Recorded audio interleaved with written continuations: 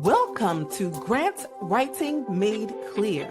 The truth is, the grant writing process isn't always clear, but with the right guidance, proven actionable strategies, and expert insights, the process becomes easier, simpler, and yes, clearer. I am Dr. Trenette, your host of Grant Writing Made Clear, and a former nonprofit president turned distinguished professor and behavioral scientist with 2 decades of grant writing experience. I remember what it was like to be a busy nonprofit leader with little time but big financial sustainability concerns. Over the years, I have transformed my skills from securing $1,000 foundation grants to winning multi-million-dollar federal grants. I created this podcast in response to the grant writing coaching requests I've received from nonprofit leaders, entrepreneurs, and professors over the years. Join me each week as I reveal insider strategies and share key lessons that turn wishful thinking into winning applications. Pull up a seat and get ready to be inspired, empowered, and transformed. Whether you're a beginner or a pro looking to sharpen your skills and create a life you love, you're in the right place, my friend. Let's get started. Hello and welcome back to Grant Writing Made Clear, where your impact is my purpose. I am your host, Dr. Trenette. Happy New Year, my friend. I hope you are entering 2026 with a little more peace, a little more joy, and a sense really of what matters most to you. Listen, if the past month or so has felt quiet on this feed, you did not imagine that. Life got full on my end, and I needed to step back a bit longer than I anticipated. I talk often about strategy and productivity, and I also want to name the other side of the work. And you all know I try to talk about this as well, and that is self-care, is balance, is sustainability. In my day-to-day life, I want to model something that matters just as much as getting things done, and that is being human. You know, setting healthy boundaries and choosing to show up with intention where it counts. And so I want to model for you, yes, how to write grants, how to be productive, how to achieve your dreams and your goals, how to serve the community. I also want to model to you the importance of knowing how to prioritize, knowing how to balance, and knowing how to take care of yourself and those around you. Thank you so much for continuing to be here with me. I'm excited about the next several weeks together, the next few months together. In our very next episode, I will help you think about how to plan for a great 2026. I am speaking that into existence. We will have a great 2026, and that requires some work on our part. And so in our next episode, we're going to talk a little bit about that, how to plan for 2026. I am hoping that this year is a year that centers your goals, including not only your work goals, but your personal goals. Not only your grant writing goals, but your personal goals. And so we're going to talk about how to be whole, We're not just what we do. We are who we are, who we're supposed to be, who we want to become. And so in our next episode, we're going to talk more about being whole and setting our goals, but setting our goals with the recognition that we're not just doers. We are human beings for a reason. And so I'm really excited about our next episode where we'll talk a little bit about that. So please continue to tune in, subscribe, follow Grant Writing Made Clear so that when a new episode is released, you are notified and you can be one of the first to listen. So next week, we're talking about setting goals. But for today, I wanted to pause and celebrate an important milestone, the 1-year anniversary of this podcast. Can you believe it has been a little over a year since Grant Writing Made Clear first went live? I think that is worth honoring. So I want to take a moment to recognize what we have built together episode by episode, conversation by conversation. Whether you found me this week or you have been here since episode 1, thank you. Your time, your trust, and your commitment to your work are the reason I show up. So thank you so much for being here. When I hit publish a little over 1 year ago, I promised 2 things: clarity and community. In a year, we have grown both our clarity and our community. We have learned together, we have taken small yet steady steps, and we have shared our experiences about grant writing and leadership. Showing up with you has really been a gift. It has been a commitment and it has been a gift. And I do hope that this podcast is helping in some way. I will tell you what has surprised me most about this podcast and has really been so touching to me is how many of you have listened while juggling real life. You're teaching, you're doing research, service, administration, community work, you're attending board meetings. Many of you have multiple school drop-offs and pickups. You have after-school drop-offs and pickups, right? The carpool line after carpool line. You have late-night deadlines. And yet you still choose to keep learning and growing. That, my friend, is courage. That is sacrifice. It is wisdom. It is discipline. It is motivation. It is leadership. That is goodness because you are here to sharpen your skill set so you can help others. And that, for me, is so moving. And I am just grateful for your commitment to showing up. And as we think about our 1 year anniversary, I think progress deserves a moment. I want to share some highlights from the first year of our podcast. So, our top episodes in season 1, year 1 were episode 3, which focused on grant writing basics. Episode 4, the pros and cons of grants. That's what we talked about, both the good and the ugly. Episodes 1 and 2, when we were just getting started. So those were the introduction to the podcast. And the final top episode, because I'm giving you the top 5, the final top episode was our conversation with Dr. Rachel Good. So if you haven't listened to those top episodes, again, they were episodes 3, 4, 1, 2, and 9. Go listen. And some of you may remember that over the summer, I published replays from the first season, and you all surprisingly continued to show up. I wasn't sure how that would go, right, given that they were replays from the prior year, but you all continued to show up during the summer and listen to the summer replays. And our top summer replay episode was Grant Writing Trends for 2025. So you all this summer really tuned in to that episode, Grant Writing Trends for 2025. And it is a good one. If you are just joining, I recommend you go back and listen to that episode. I am also excited to tell you that people have been listening to Grants Writing Made Clear from all over the world. It is pretty incredible when you think about it. In our first year, we had people listening in each week from several continents. 85% of our listeners are in North America. 4% are listening from Africa. 4% are listening from Europe. 3% in Asia. And then we have Australia as well. So I am just really excited that we have people listening truly from all over the world. Now let's go a bit deeper and talk about where our listeners are coming from in terms of the countries our listeners are in. 82% of our listeners are in the United States. 2% are in Canada. We have many more listeners from many, many countries, no exaggeration.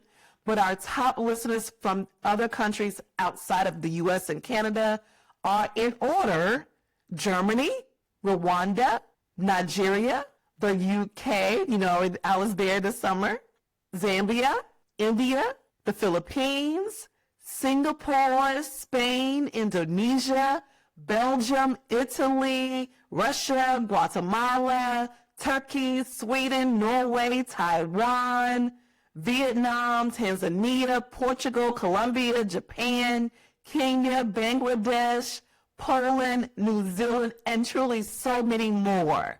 So we have listeners from all over the world, and I am grateful. I'm so grateful that you have decided to tune in to us, and not just one time. You are tuning in on a regular basis, and that, for me, just makes this even more worthwhile. I am happy to know that something that you're hearing here is valuable and it encourages you to listen. So thank you. So in the U.S., where we have most of our listeners, right, we have about 82% of our listeners coming from the U.S. Our top 10 cities are y'all ready for this? So these are the people who are listening most to the podcast. Like the most number of people are coming from these cities. And I'm going to give you our top 10. Our top 10 cities where most of you are listening in from. And this for me was a bit surprising, to be honest. But number 10, you all, top 10 showing out Philadelphia. Philadelphia. Thank you so much for being here. Number 9 is Kigali, which is in Rwanda. Thank you so much for showing up. I've not been there, but I want to visit. Thank you, Kigali, for listening in. Number 8, Charlotte, North Carolina, one of my favorite cities. Charlotte, North Carolina. Thank you for listening in. Number 7, Glendale in California. Thank you so much. Number 6, Raleigh. Thank you, Raleigh. Number 5, Denver. Number 4 is Seattle. Now our top 3. Number 3, Houston, Texas. Number 2, one of my favorite cities, Chicago. I love to shop in Chicago and the food is so good. Thank you, Chicago, Chi-Town, for showing up. And our number 1 city where most of you are listening in from is the ATL, Atlanta, Georgia. Thank you, Atlanta. So let's give it up for our top 10 cities who are showing up. So many of you are showing up and listening to the podcast every week, and I am so grateful. Our top listening platforms remain Apple Podcasts and Spotify. Most of you listen to us on Apple Podcasts and Spotify. So 64% are tuning in via Apple Podcasts, and 18% are tuning in via Spotify. And then we have about 7% of you tuning in via Overcast, and then various of you tune in other ways such as iHeartRadio, YouTube, and so forth. And our most saved resource has been Think Like a Winner. The Think Like a Winner guide really helps you to think about how to conceptualize fundable grant ideas. That is the challenge for many people, is coming up with a fundable grants idea. So if you go down to the show notes, you'll see how you can access the Think Like a Winner guide. And I just want to say, if you have shared an episode with a colleague or left a review, I thank you. That simple act helps others find the podcast. So thank you for sharing this with your colleagues. Thank you for leaving a review. And if you have not, you have time now. You have time. So please share this with a colleague or leave a review. I do want to provide a brief recap by sharing 3 of season 1's recommendations. And these are things that you can apply now as soon as this week. So we're going to briefly go over 3 of the things we talked about in season 1 that I think are great recommendations for you to consider now. The first is consistency. We've talked about the importance of being consistent. When we look at the research, we see that consistency outperforms intensity.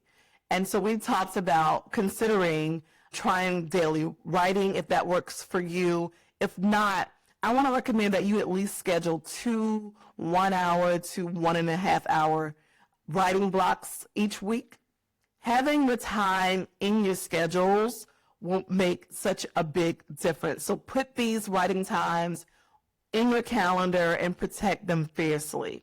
I'm just recommending 2 1-hour to 1.5-hour blocks so that you have in your schedule time to write. Here's the reality for many of us, we have so many meetings and so many other obligations that have to happen, right? Like you have to attend a meeting if you want to be professional. You have to show up to teach.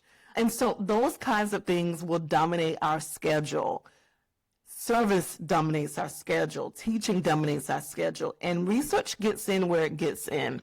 Grant writing gets in where it gets in. And so if you are a tenure track faculty member, it's one of those things where you really have to think about how to manage your time, because if you're not careful, you'll just be doing the things that may not be discussed as much when you go up for tenure. And so I want to encourage you to find a time twice per week to write. Some of you will write daily, and that's amazing, and I applaud you. Some of you, I think it may have been a challenge for you to find time to write daily, and so I'm recommending that you start small. Start with 2 blocks, 2 days per week, where you write for at least an hour. Put that in your calendar now. Put it in your calendar now. And I know it's easier said than done to protect that time. Trust me, it's hard for me to protect that time. It seems like I'll put writing time in my calendar and then a meeting pops up. And, and so you have to think about how you're going to navigate that. But I want to encourage you to at least start there. Start by putting the writing times in your calendar and try to protect that. Again, I know it's easier said than done, but I recommend you schedule it the same way you schedule other meetings. Protect it the same way you protect other meetings. Second, I want to talk about relationships. We've talked about that in the past. We invited Josh Henson to talk about relational leadership. Strong letters of support or strong letters of commitment, well-done budgets, and well-written grant applications flow from healthy relationships with your team, with your collaborators. And so I want to recommend you check in with your team and check in with your collaborators as you seek to be a relational leader. Ask how they're doing. Ask how they're doing and wait for an answer. You know, I've talked about in the past that when I would ask my grandmother how she was doing, she interpreted that as a genuine question and she would answer. And so it taught me to be genuine when I asked. It's not a formality. I'm curious, how are you doing? Really, how are you doing? And so I want to encourage you to check in with your team members and your collaborators and ask how they're doing. Schedule tea with them. Schedule tea. Stop by and visit your collaborators. Say thank you. Say thank you early and say it often. So we want to really spend some time early in the year strengthening our relationships with our team and our collaborators. Again, thinking about being a relational leader. So go back to Josh Henson's episode.